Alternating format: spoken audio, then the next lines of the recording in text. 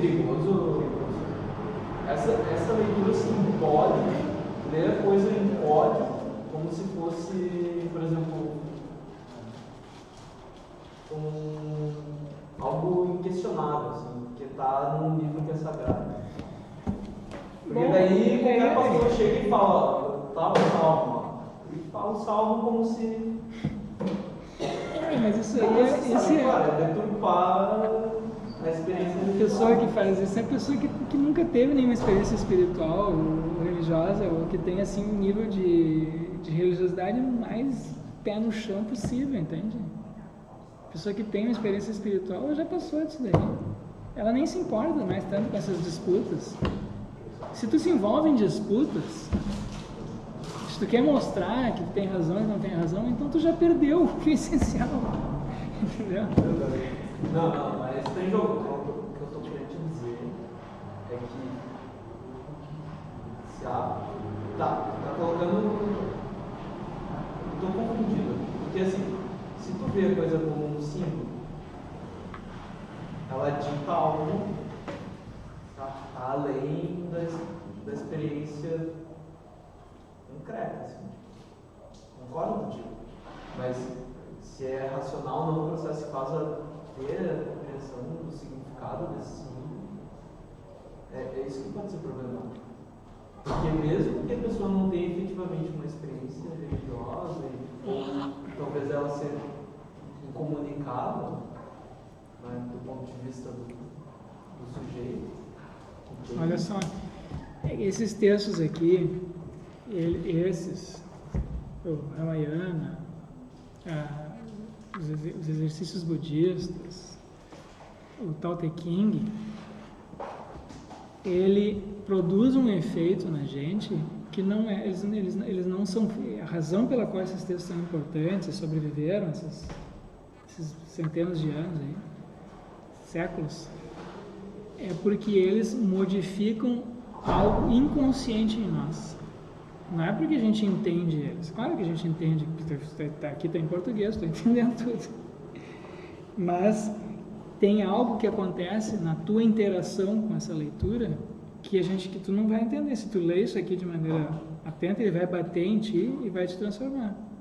E mesma coisa com o Tao Te Ching, mesma coisa com o Ramayana, ou sei lá, o Bhagavad Gita.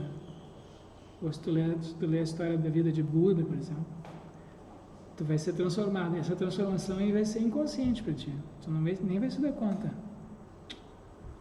Então, essas histórias, elas funcionam em muitos níveis, entendeu?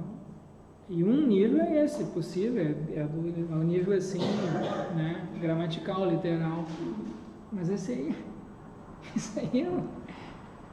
aí é o ponto de partida para o que importa. Se tu fica aí... Ou dá vontade, porque pode aproveitar a literalidade com objetivos não os mais espirituais. Claro. Assim. Deixa eu comentar isso, então, já que a gente está falando disso. É um assunto recorrente, tem havido muita discussão sobre isso nos ambientes assim, acadêmicos e intelectuais, né? E houve nas últimas décadas aí muito esse movimento chamado Novo Ateísmo, né? Vocês conhecem? O Richard Dawkins escreveu um livro chamado... O Richard Dawkins, que é um excelente professor de biologia, um biólogo excepcional, ele escreveu um livro sobre um assunto que ele nunca estudou, que é a religião. É um livro de teologia, que é O Deus é uma Ilusão. Deus uma Ilusão, isso. Foi traduzido como Deus um delírio. Deus um delírio, tá? Sim. Então, nesse livro, tem outras pessoas, tem outras pessoas ali desse grupo, né? O Daniel Dennett, em parte, participa disso daí, o Steven Pinker, que é um ótimo linguista também, o Daniel Dennett, que é um excelente filósofo da mente e tal, ótimo, o Pinker, que é excelente também, um neurolinguista, enfim, excepcional cientista. Enfim, muitas outras pessoas, né? Escreveu aquele Sam Harris, que é não sei se ele chega a ser neurocientista, ou jornalista, o que ele é. Mas, enfim, é uma pessoa também muito capaz, muito inteligente. Então, eles começaram a escrever sobre religião. Isso que aconteceu, então, foi um movimento de tipo político. na minha opinião, principalmente de tipo político, né, como uma contraposição aos movimentos terroristas islâmicos. Mas eles entenderam muito mal, na minha opinião, os fenômenos religiosos e fizeram generalizações indevidas. E o erro principal que eles cometem, esse grupo aí de novos ateus, é tratar a religião como uma crença falsa. Eles tratam, o aspecto que eles criticam na religião é aqui a gente tem uma visão de mundo falsa, concepções, teorias falsas.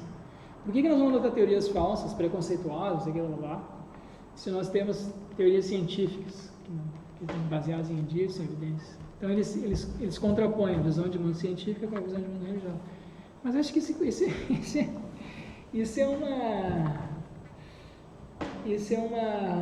é um aspecto, é um dos aspectos da religião, é esse, né, o das crenças. Mas se o William James está certo, então eles estão errados. Porque o que o William James está dizendo é que não é a crença que mais importa na religião. Porque a crença é um subproduto. Não é isso que... A crença é um subproduto. A crença consciente, isso que as pessoas dizem acreditar. Não é isso que importa. O que importa é a experiência e o tipo de atitude que isso induz nas pessoas. Mas isso em geral é inconsciente, tá? Então os textos, e esses textos, as tradições, são registros disso. Então por isso é simbólico, tem um caráter às vezes meio onírico, né? Que nem os sonhos. Então tu entende? Se tu lê como se tu acha que o essencial das religiões são as crenças, aquilo que as pessoas dizem acreditar, então, do ponto de vista científico, quer dizer, da compreensão do fenômeno, tu não entendeu direito o fenômeno, tu entende? Isso é uma ciência de má qualidade, é uma ciência da religião de má qualidade, na minha opinião. Porque o fenômeno tem muitas camadas, os fenômenos religiosos. Tem o fenômeno subjetivo, tem o fenômeno social, tem os aspectos assim, psicanalíticos, inconscientes, tem o aspecto simbólico da tradição cultural. Nada disso é levado em consideração. Então o que eles pegam? Eles pegam afirmações, leem elas literalmente, isso aqui é falso. Claro. Sim, tudo bem, mas entende? Isso é uma coisa assim que eu não tenho nem vontade de me contrapor isso tão errado, tá? Nem sei se está errado, entendeu? Porque eles não estão falando propriamente de religião, do que é efetivamente, do que é significativo, relevante nas religiões, entende? Mas enfim. No caso do Dawkins, eu acho que a briga dele, de qualquer coisa, é com os criacionistas. Eu acho que ele sente que eles entraram na seara dele. Isso. Não, nisso ele tem razão. Eu acho que que tem pessoas que são religiosas e veem a religião dessa maneira também. Pelo menos elas se dizem religiosas, né? Então isso é uma degeneração da religião. Assim como existe uma vulgarização, uma degeneração da ciência, tu tem, por exemplo, tem médicos que são picaretas, que na verdade são curandeiros, sei lá o que são. Né? Tu tem engenheiro aí que são picaretas, que não fazem ciência nenhuma, que se vendem. Né? Ou advogados. Tu tem isso em todas as atividades humanas. Né? E tu tem isso também na religião, esse é o ponto. Né? Então, tu não pode criticar um tipo de atividade, um tipo de fenômeno pelos seus exemplares, pelos seus piores exemplares. E é isso que eles estão fazendo. O Dawkins acabou incorrendo no mesmo erro que ele acusa. Ele está numa guerra santa. Chega uma hora que os argumentos dele são, como tu falou, são estapafúrdios mesmo. Sim, o John Gray falou, olha, tu tá caindo... Sim, são profissões de fé. Tem uma profissão de fé no Dawkins. Ele entra num ad hominem, ele fala, você fez uma pesquisa e disseram que os ateus teriam um QI a mais, aí lógica a mais. Aí chegou um que fez o seguinte, olha, nas universidades de Salt Lake City, que enfim é uma cidade mormon, né? Olha, os mormons estão no topo das universidades, então em Salt Lake City o mormon é a religião verdadeira e a realidade toda é mormon por causa disso. Isso aí foi a partir do princípio do Dawkins. É uma falácia que ele faz. Uma pessoa é mais inteligente porque ela quer, não. O princípio da gente burra, inteligente, crente e descrente. O Dawkins ele faz sei lá, ele começa a achar na mente dele que a Deus tem uma espécie de um super brilhantismo intelectual que na verdade não se pode verificar em todos os casos.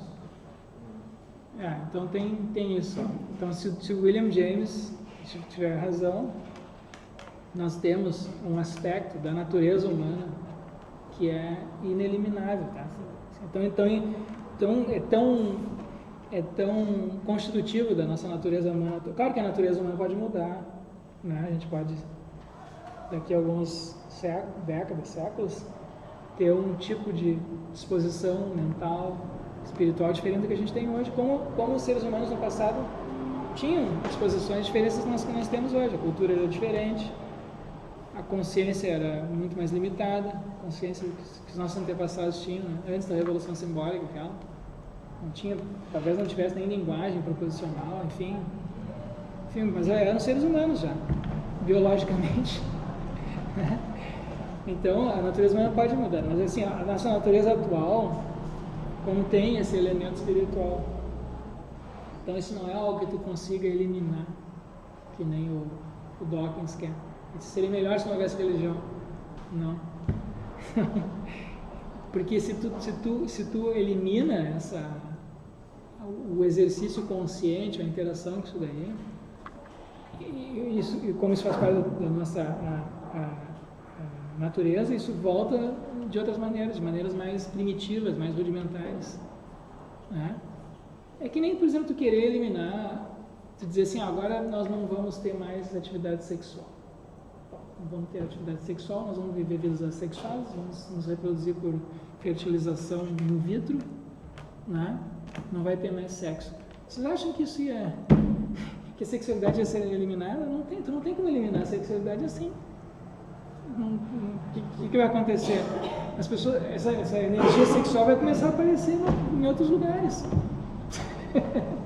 Na comida, no poder, enfim, nas relações familiares, sei lá onde é que isso vai aparecer, ninguém sabe, é uma loucura isso, entende? Então, esse é o risco, tu entende? É disso que o Nietzsche estava falando, em parte, no Assim Fala Zaratustra. Tu tem essa dimensão espiritual, se tu corta ela fora, ela aparece em outros lugares. Então o Nietzsche tem uma solução ali, uma proposta, né, que é de cada um ter a sua própria espiritualidade, de cada um criar, dar a si mesmo sentido para a sua própria vida, certo? É uma proposta, digamos assim, heróica. Eu faço a minha própria... Todos nós seríamos então como super-homens, essa é a proposta dele. Ok?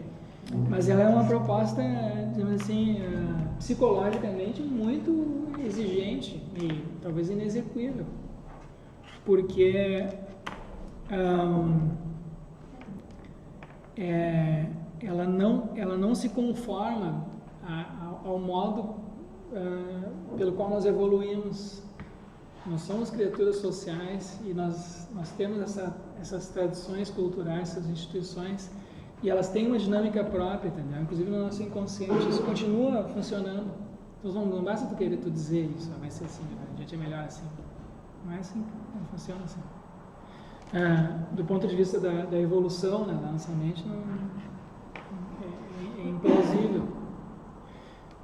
É implausível que possa se realizar algo desse tipo. Né? Então vamos ver, nesses livros que eu falei antes, do Jung e dos Jungianos, tem essa crítica ao Nietzsche. Essa crítica ao Nietzsche. De que isso é uma proposta essa que o Nietzsche apresenta para resolver essa situação em que a humanidade teria se colocado com a morte de Deus. A gente deixou de acreditar nesse mito aí da nossa tradição, nos mitos herdados da nossa tradição cristã. Eles deixaram de ser efetivos. Deixou de ser efetivo, né, na Europa já no século XIX. Né? E no Brasil agora está sendo assim, agora no Brasil também. O Brasil, que era muito religioso, um dos países mais religiosos do Ocidente até 20, 30 anos atrás, agora isso aí está indo rapidamente por água abaixo. Então, se a gente não encontrar um substituto para isso daí, a probabilidade de haver assim, um deslocamento dessas energias para outros domínios é muito grande. Né? E aí quando se desloca e tu não tem as instituições necessárias, ou a cultura necessária para conter isso, ele assume formas primitivas, grotescas, brutais. Entende? Tu tem a volta de uma religiosidade daí dos homens das cavernas, tipo assim, por exemplo, tribalismo, né? E a gente vê isso acontecendo no mundo, né?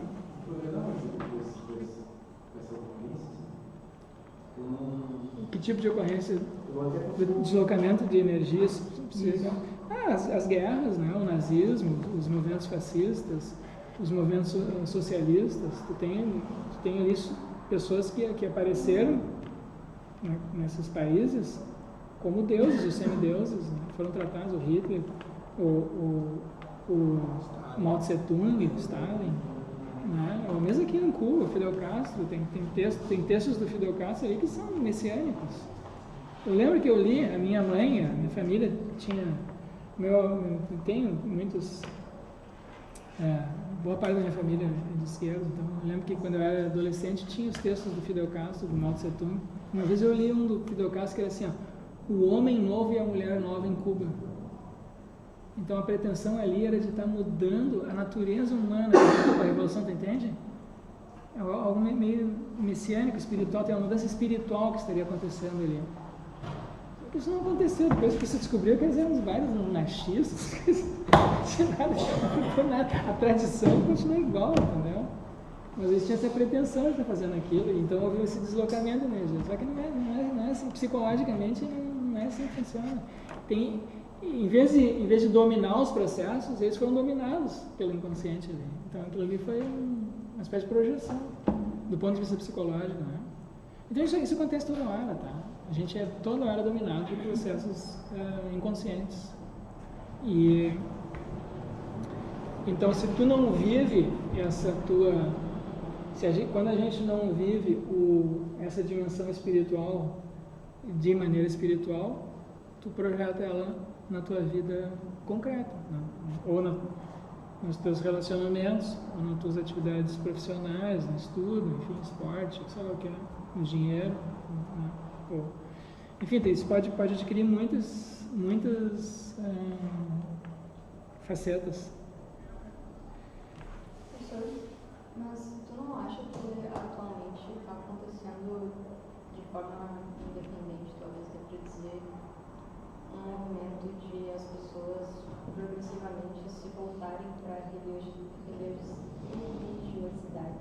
de tipo mais individual, Sim. Que preservam de uma certa forma, a parte social, porque as pessoas acabam compartilhando de certas crenças comuns, mas que o ponto da coisa é individual, o seu trabalho individual, de que isso não está aos poucos acontecendo, tipo, surgindo e crescendo. Eu não sei, não conheço os dados sobre isso. Então, assim, qualquer opinião que eu tenho sobre isso é meio baseada em indícios anedóticos, então pode não ser real. Mas eu tenho essa impressão, né, de que tem esse surgimento desse tipo de religiosidade da nova era, né? Então são religiosidades em que a experiência subjetiva é mais importante do que o ritual, os laços sociais. E isso está de acordo, eu acho, com aquilo que diziam escreveu lá Jung, os jungianos, a respeito desses fenômenos religiosos, dessa mudança, essa nova fase pela qual o cristianismo estaria passando. Então, mas enfim, eu não sei se tem pesquisa, dados confiáveis sobre isso, né? Porque as pesquisas sobre religiosidade muitas vezes se resumem a dizer, acredita em quê? Mas para verificar isso daí tu tem que acompanhar as pessoas, né? Tem que ver como é que tipo de experiências elas estão tendo, não estão tendo, e como é que... O Jung diz que talvez seria impraticável psicologicamente, eu fico pensando que talvez seria. O que é impraticável psicologicamente é tu dizer assim, ó, eu agora vou criar os meus próprios deuses, vou postular um sentido para a minha própria vida. Isso é muito complicado de se fazer. Porque se tu sabe que o sentido da tua vida foi criado por ti mesmo, a hora que as coisas, que tu tiver um pouquinho triste ou deprimido, tu vai começar a duvidar de ti mesmo. Isso faz parte da nossa natureza. E se aquele sentido não se coloca num patamar superior, transcendente, que se ele não manda em ti, ele deixa de ser sagrado, deixa de ser essa função espiritual, tu entende? E aí o que acontece é que isso entra numa espiral assim, degenerativa, do ponto de vista espiritual. Né? No caso, a gente não pensou num tipo de combinação entre uma prática individual e uma crença em algo maior que a própria pessoa. Ele estava pensando numa coisa excluindo a parte para quem tem essas experiências espirituais, o sentido da vida não é posto, ele é revelado. Tu descobre isso, tu descobre algo que está além de ti, mas tu não entende, é assim. Eu tô no meio disso, que eu não entendo. Não é tu que escreve, mas surge para ti. Surge para ti. Então tu tem o sentimento, por exemplo, o sentimento que as pessoas têm é de um chamado. Eu estou sendo chamado espiritualmente a fazer isso. Entendeu? Isso aqui é mais forte do que eu. E a gente tem literatura psicológica documentando isso. Como é que são as experiências das pessoas. São coisas que orientam a vida das pessoas, tu entende? Eu me sinto chamado. Isso pode ser um chamamento para fazer uma coisa, tá? Pode ser um chamado para fazer política, para lutar pela justiça, não sei o que é. Mas as características são dessas experiências espirituais. E aí tem uma marca, um tipo psicológico que acompanha isso, tá? E isso raramente acontece quando tu mesmo te coloca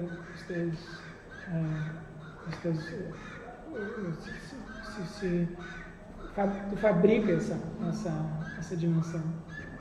Então, isso que é inclusive, isso que é difícil de sustentar.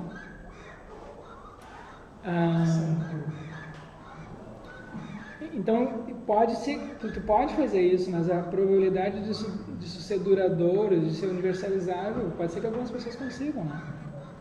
Mas a probabilidade disso poder se generalizar como um modelo para a cultura, para a humanidade, é muito baixa. Então, a gente precisa de estruturas.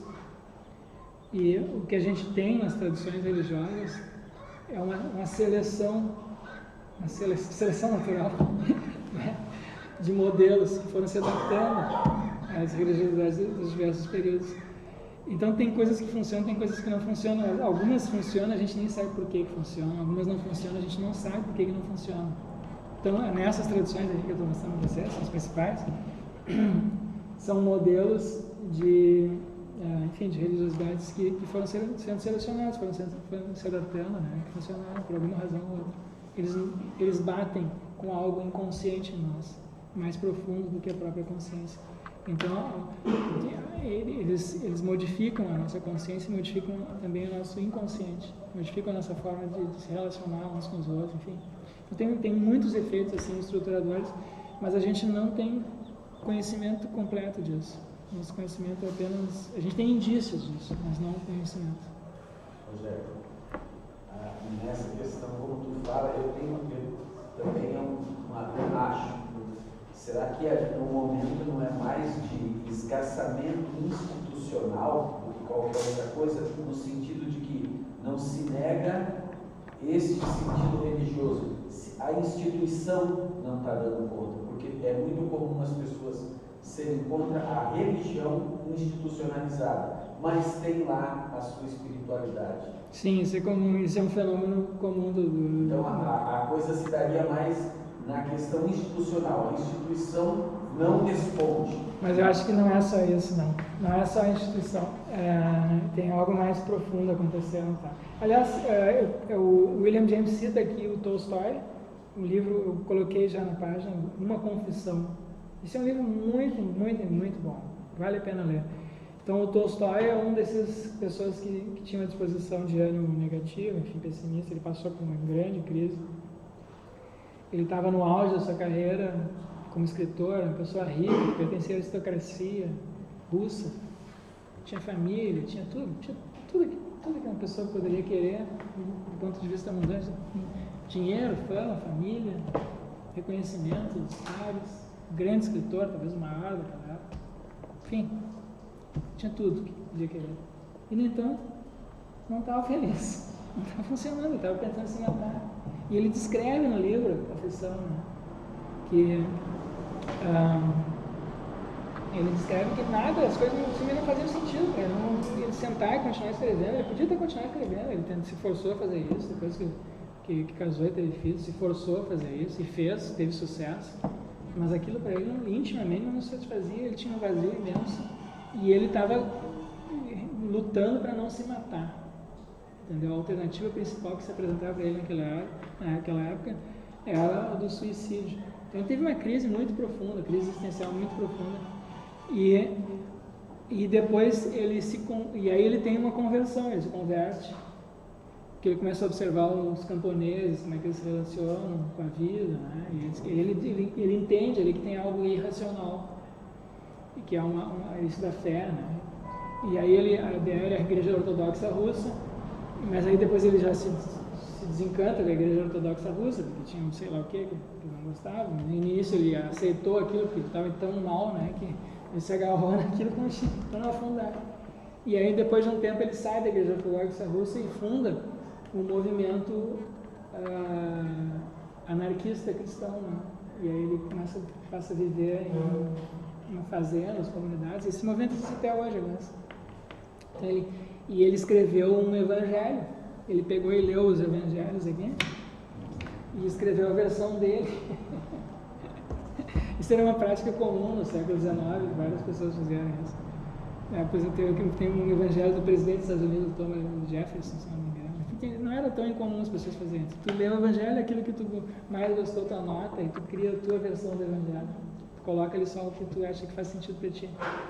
E aí ele fez isso, enfim, ele criou um movimento cristão dele, e ele brigou com a Igreja Ortodoxa Russa, porque a Igreja Ortodoxa Russa defendia a legitimidade de alguns tipos de guerra santa, e ele ele escreveu um livro argumentando que o cristianismo é incompatível com qualquer guerra, mesmo a guerra de autodefesa, não tem nada, se te bater num lado, você tem que dar a outra e rezar. Se tu não acredita que as coisas vão ser melhor assim, é porque tu não tem fé.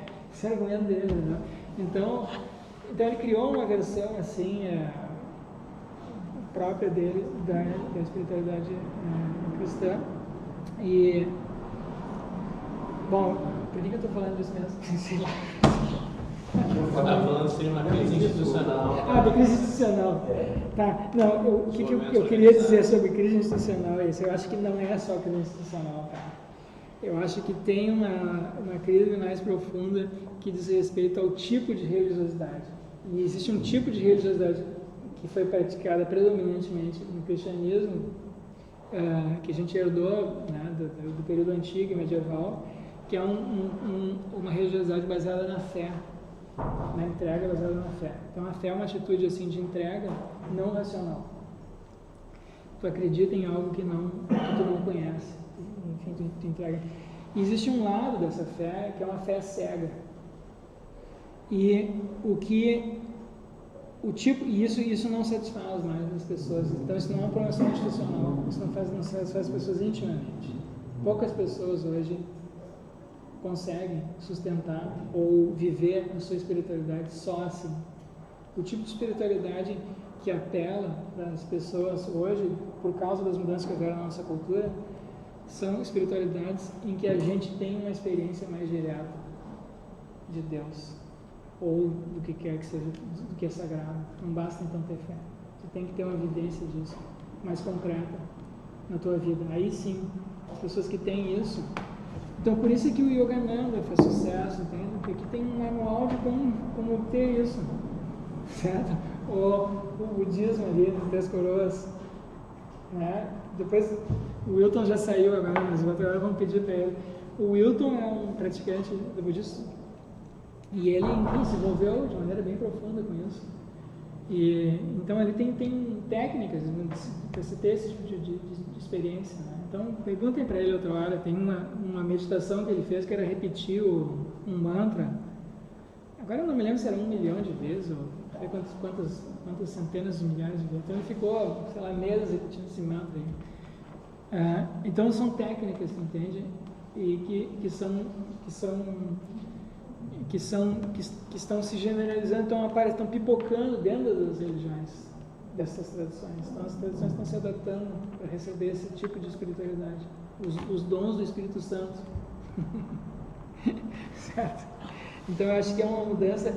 Enquanto isso não acontecer, não for reconhecido e for adequado, vai continuar essa, minha impressão, vai continuar essa crise. Então não é só um problema institucional. Embora, claro, o problema institucional também existe, né? Mas a instituição é um subproduto sempre. Essa é a tese do William James. É um subproduto desse aspecto mais primordial, que é o da experiência, o tipo de experiência que tu tem. Então, se tu tem uma experiência de temor a Deus, de sujeição a Deus, não dá uma religiosidade tipo do judaísmo. Se tu tem uma experiência de fé em Deus, no amor de Deus, o cristianismo inicial. Se tu tem uma experiência direta de Deus, dos dons do Espírito Santo, aí tu tem um outro tipo de religiosidade. E essa é a mudança que talvez esteja acontecendo agora conosco, porque nós acreditamos na experiência, nossa cultura é uma cultura da experiência. A gente acredita na ciência, nos dados, em dados, nós acreditamos em dados, que nem aquele historiador, aquele Yuval Harari diz, né? O nosso Deus agora são os dados. Dos dados ninguém duvida. Se alguém tem dúvida, vamos consultar os dados, qual é a pesquisa que foi feita sobre isso.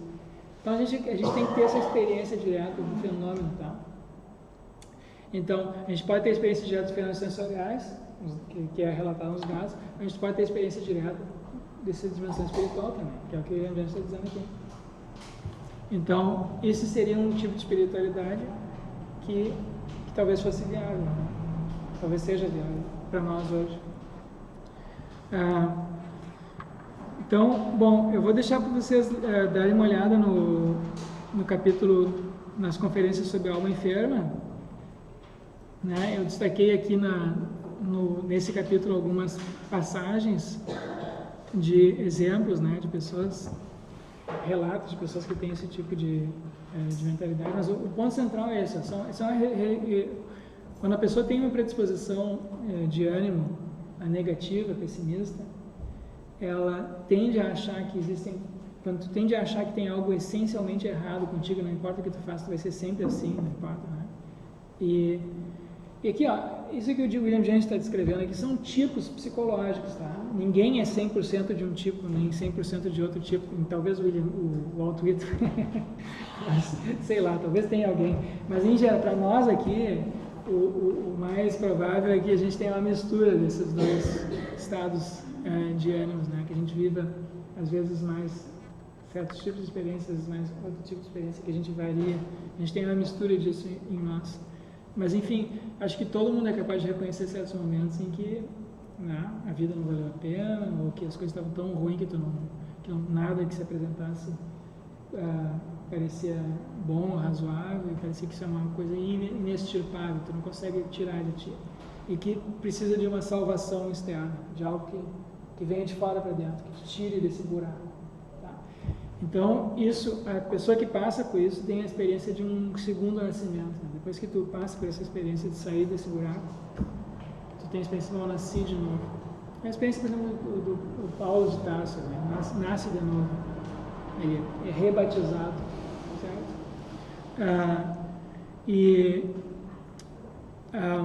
Então isso dá origem a esse tipo de religiosidade dos nascidos pela segunda vez. Tem o nascimento físico, carnal, e depois você tem o nascimento espiritual, pelo qual as coisas agora se apresentam sob uma nova luz espiritual, uma experiência de conversão. Certo? Essa experiência de conversão tem esse caráter. Tu fica dividido e depois da conversão tu se sente unido, mas contigo mesmo, com Deus. Né? Então a gente tem essa experiência, a pessoa que passa pela experiência de conversão, tem a fase inicial, que é o que está relatado ali no livro do Tolstói. A experiência inicial é que tu fica vacilando entre um lado, não faz sentido, não faz sentido. Tu tem um entendimento parcial, tu fica vacilando entre um entendimento espiritual e um entendimento não espiritual das coisas. Isso é muito, muito sofrido, tá? Pra quem passou por isso, pra quem passa por isso. É muito sofrido porque tu tem a sensação de estar enlouquecendo, de estar dividido, de estar vivendo em dois mundos ao mesmo tempo. Tá? Mas então eu não sei, se alguém está passando por isso aí, continue porque vai passar, não se preocupem, mas... Não se mate, né? Coisa de suicídio por aí. Não façam isso. Tá, a gente continua, e nós aqui continuamos na semana que vem. Continuamos na semana que vem. Tá? Deem uma olhada em casa nesse na alma enferma, eu vou falar sobre esse eu dividido na semana que vem.